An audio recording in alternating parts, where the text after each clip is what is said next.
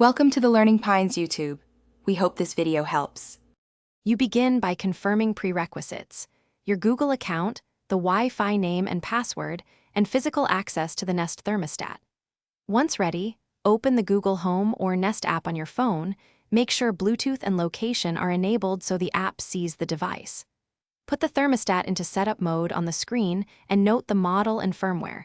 This matters for pairing choices and features. Then tap Add Device in the app and follow the visible QR or code prompts to start the secure connection.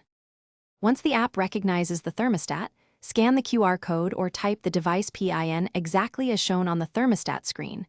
This authenticates the link. Next, select your Wi-Fi network and carefully enter the password. Make sure your router uses 4 GHz if required by older models. After the device connects, the app will offer to add the thermostat to a home and a specific room.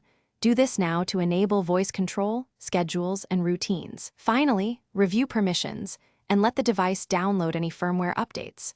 Finish by customizing schedules, eco preferences, and temperature thresholds so your Nest learns efficiently and saves energy.